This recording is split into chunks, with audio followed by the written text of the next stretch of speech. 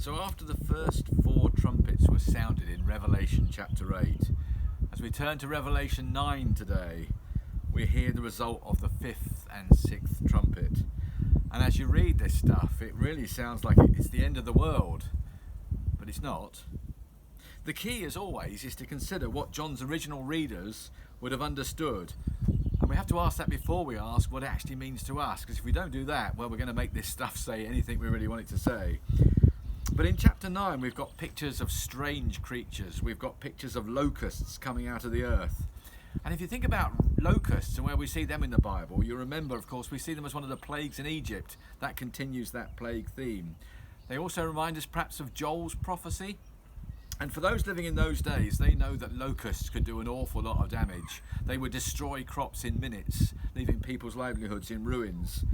But these locusts that we read about in this chapter, they're unusual because they don't come to devastate the crops.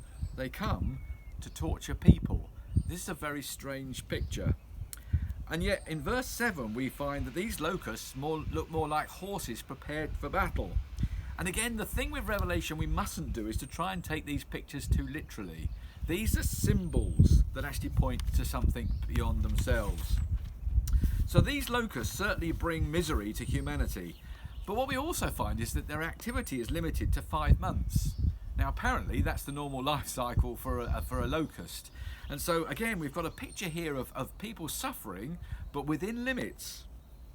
So if we remind ourselves of where we saw locusts before, we saw them in Egypt, and the point of the plagues of Egypt was that they were sent to try and persuade Pharaoh to change his mind and to let God's people go.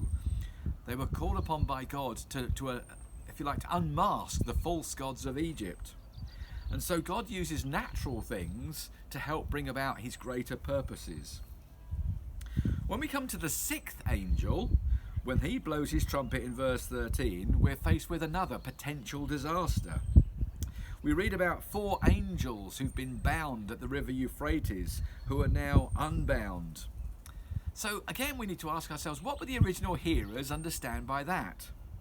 Well, at the time of the Roman Empire, when John is writing, Rome's greatest threat, so they thought, lay to the east, in the empire of the Parthians.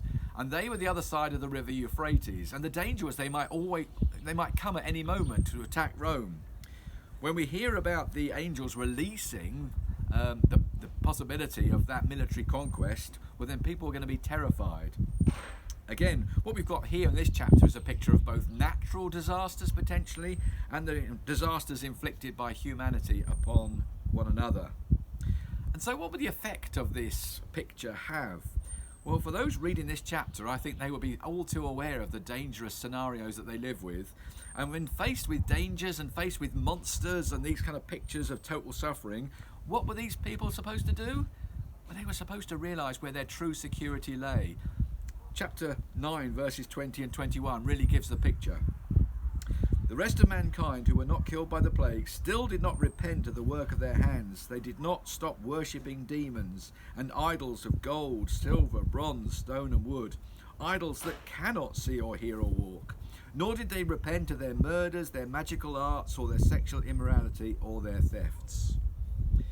See, sometimes I do think God allows things to potentially scare us or even come upon us to get our attention to realise where our true security lies. As C.S. Lewis famously said, God whispers to us in our pleasure, he speaks to us in our conscience, but shouts to us in our pain. It is his megaphone to rouse a deaf world. I hope we've got our ears open today.